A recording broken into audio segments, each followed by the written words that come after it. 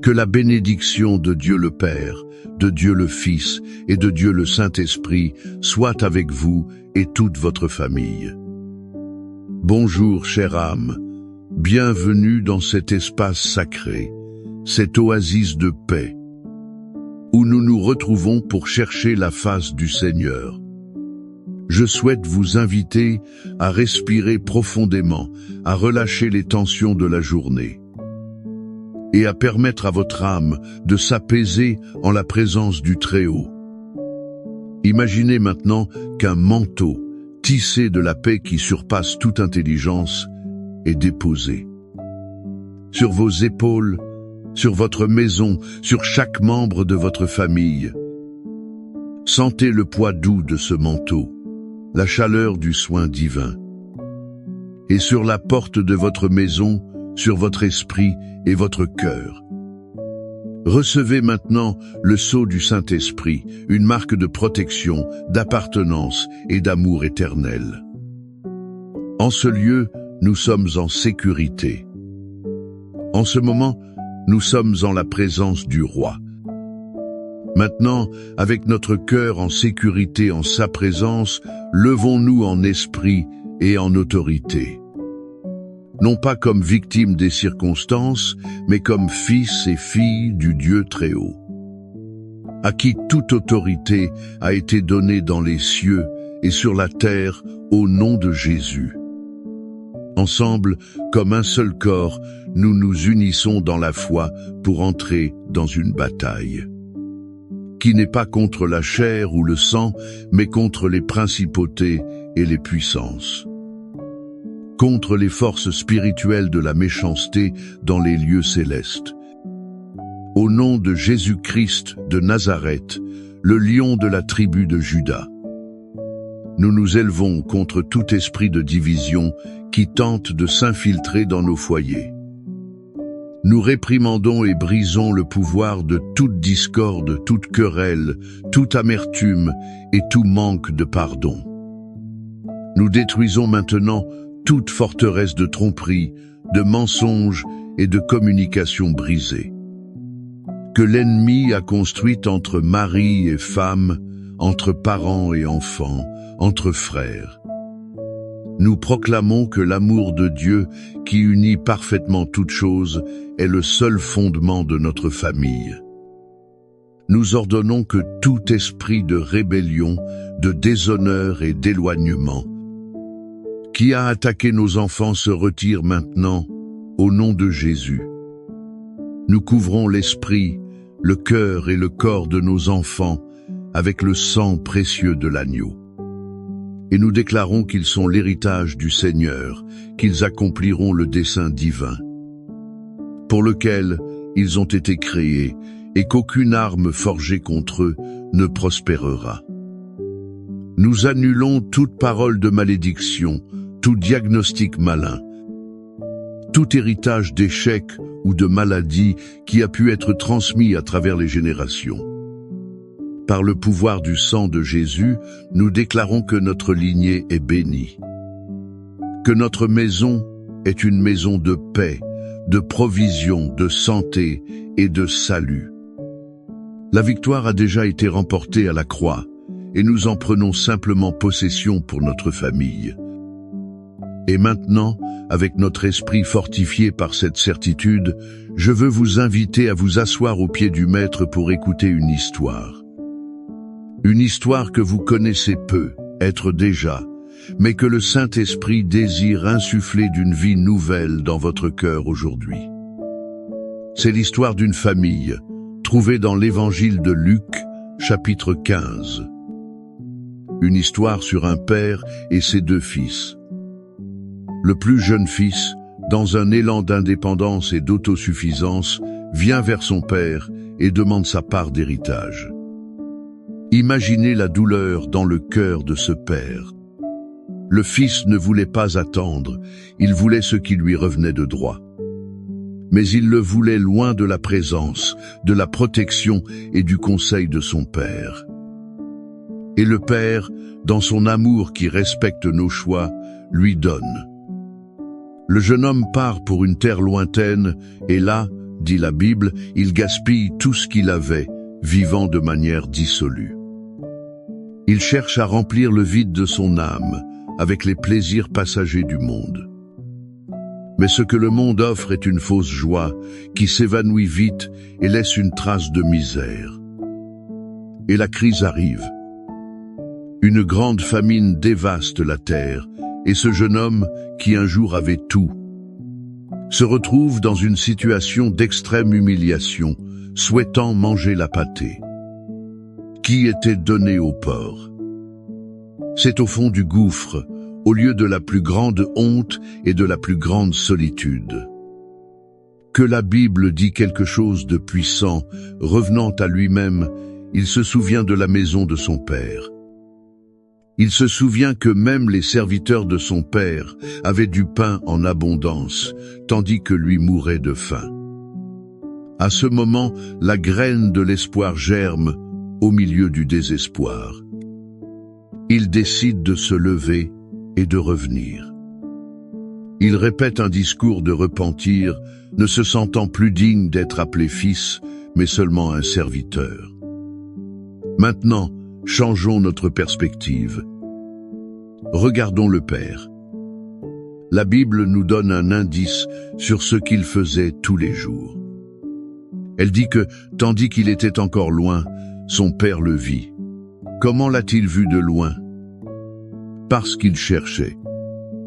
Chaque jour, ce père montait au point le plus élevé de sa propriété et regardait la route.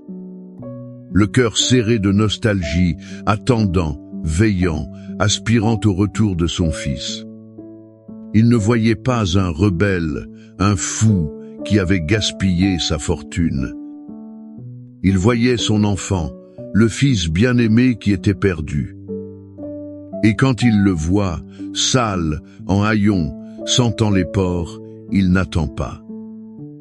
Il court. Il brise tout le protocole culturel de l'époque où un ancien ne courait jamais. Il court, se jette à son cou et le couvre de baisers. Avant même que le fils ne puisse terminer son discours répété, le père l'interrompt. Il n'est pas intéressé par les accusations ou les pénitences. Il déborde de joie pour la restauration. Il ordonne aux serviteurs: apportez le plus beau vêtement, mettez un anneau à son doigt et des sandales à ses pieds. Et tuez le veau gras, car mon fils était mort, et il est revenu à la vie, il était perdu, et il a été retrouvé. Et il y eut une fête dans cette maison. Qu'est-ce que cette histoire, si profonde et humaine, nous enseigne sur notre famille et sur le cœur de Dieu, notre Père céleste? La première leçon est celle-ci: l'amour de Dieu est un amour qui attend et n'abandonne jamais. Peut-être êtes-vous ce père ou cette mère qui a regardé la route si longtemps, en attendant un fils ou une fille qui s'est égaré. Votre cœur souffre, l'inquiétude vous prive de sommeil. Écoutez la voix du Père céleste pour vous aujourd'hui. Moi aussi j'attends. Je vous aime plus que vous ne l'imaginez. N'abandonnez pas la prière, n'abandonnez pas la foi, car mon amour est une force d'attraction puissante qui le ramènera à la maison. Votre rôle n'est pas de condamner, mais de maintenir la flamme de l'espoir et de l'amour allumée, tout comme ce Père. La deuxième leçon est qu'il y a toujours un chemin pour rentrer à la maison. Pour vous qui m'écoutez et vous sentez comme le fils prodigue, qui vous sentez loin, sale, indigne, peut-être avez-vous commis des erreurs terribles, peut-être avez-vous gaspillé les bénédictions que Dieu vous a données. Le message du Père pour vous est: revenez. Peu importe la distance que vous avez parcourue, le chemin du retour n'est qu'un pas de repentance. Ne laissez pas la honte ou l'orgueil vous retenir dans la porcherie. La maison du Père est un lieu de pardon, de restauration et de célébration. Il ne veut pas vous accuser, il veut vous embrasser et vous vêtir d'habits de justice.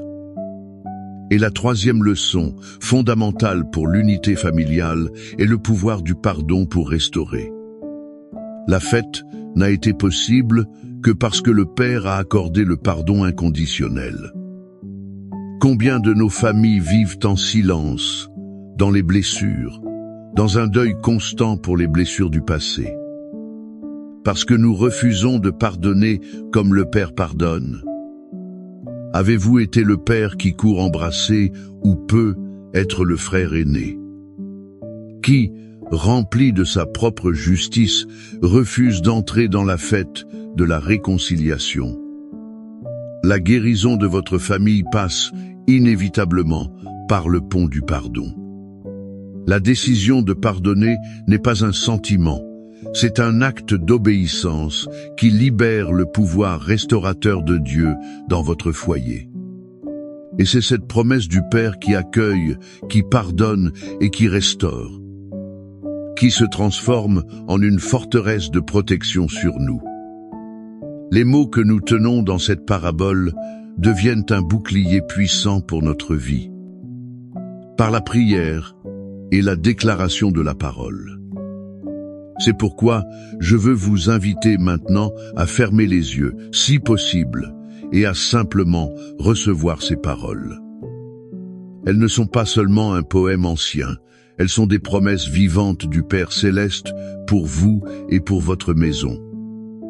Le psaume 91 est la déclaration de protection du Père pour ses enfants bien-aimés.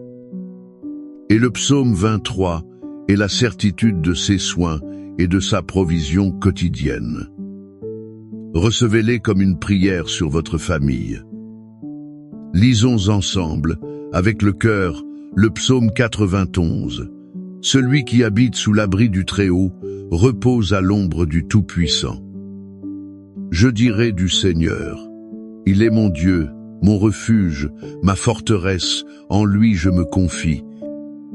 Car il te délivrera du filet de l'oiseleur et de la peste pernicieuse. Il te couvrira de ses plumes, et sous ses ailes tu te réfugieras. Sa fidélité sera ton bouclier et ton armure. Tu ne craindras ni les terreurs de la nuit, ni la flèche qui vole de jour, ni la peste qui marche dans l'obscurité, ni l'épidémie qui ravage à midi. 1000 tomberont à ton côté, et 10 000 à ta droite, mais elle n'approchera pas de toi. Seulement de tes yeux, tu contempleras, et tu verras la récompense des méchants. Car toi, ô Éternel, tu es mon refuge. Tu as fait du Très-Haut ta demeure. Aucun mal ne t'arrivera, aucun fléau n'approchera de ta tente. Car il ordonnera à ses anges à ton sujet de te garder dans toutes tes voies. Ils te porteront sur leurs mains, de peur que ton pied ne heurte une pierre. Tu marcheras sur le lion et sur l'aspic, tu fouleras aux pieds le lionceau et le dragon. Parce qu'il m'a aimé avec tant d'affection, moi aussi je le délivrerai, je le mettrai en lieu sûr, parce qu'il a connu mon nom. Il m'invoquera, et je lui répondrai, je serai avec lui dans la détresse, je l'en délivrerai, et je le glorifierai. Je le rassasierai de longs jours, et je lui montrerai mon salut. Père bien-aimé, fondé sur cette parole puissante et sur la révélation de ton cœur de Père, nous nous unissons maintenant dans un cri pour chaque famille représentée ici. Seigneur, nous prions pour ce fils et pour cette fille, qui, comme le fils prodigue, est loin de la maison, loin de tes voies. Père, où qu'il soit, nous demandons que ton Saint-Esprit les atteigne, qu'ils puissent revenir à eux-mêmes, que la nostalgie de la maison du Père inonde leur âme, et que tout le mensonge de l'ennemi qui dit qu'il n'y a plus de retour soit défait maintenant. Donne-leur le courage de se lever et de revenir, et prépare notre cœur en tant que parents. pour courir à leur rencontre avec des étreintes de pardon et non avec des paroles d'accusation. Nous crions pour la restauration des mariages. Père, tu vois les cœurs blessés, la communication brisée, la froideur qui s'est installée. Nous demandons que le baume de ton esprit guérisse les blessures. Là où il y a de l'amertume, libère le pardon. Là où il y a de l'orgueil, brise-le par ton humilité. Rallume la flamme du premier amour, restaure l'alliance et l'unité pour ta gloire. Seigneur, comme le bon berger du psaume 23, nous déclarons que tu es le berger de notre famille et que rien ne nous manquera. Nous réprimandons tout esprit de misère, de dette et de manque. Ouvre les écluses des cieux, Père, et déverse ta provision sur chaque foyer. Que le pain ne manque pas sur la table, que les factures soient payées. Mais surtout, que ta présence ne nous manque pas, car c'est notre plus grand trésor. Nous prions aussi pour la guérison, Seigneur. Guérison pour les corps malades, guérison pour les émotions blessées, guérison pour les souvenirs douloureux. Nous déclarons que par tes meurtrissures, nous avons été guéris. Que toute maladie physique, toute dépression, toute anxiété, toute peur s'incline maintenant devant le nom puissant de Jésus-Christ. Nous libérons ta paix, ton shalom, qui est plénitude et bien-être, sur chaque vie et chaque foyer. Et maintenant, je veux vous faire une invitation. Comme un acte prophétique de foi, écrivez le nom de votre famille, ou le nom de ce fils ou de cette fille pour qui vous clamez dans les commentaires. Nous allons former une grande chaîne de prières et je présenterai chaque nom devant le trône de la grâce. Croyant que le Père qui entend en secret nous récompensera publiquement par sa bonté et son miracle. Que la grâce de notre Seigneur Jésus-Christ, l'amour de Dieu le Père, qui attend les bras ouverts, et la communion consolatrice du Saint-Esprit soit sur votre vie et sur votre maison, aujourd'hui et pour toujours. Recevez la paix, recevez l'espérance, recevez la force renouvelée pour continuer à croire aux promesses de Dieu pour votre famille. Il est fidèle pour accomplir ce qu'il a promis. Amen.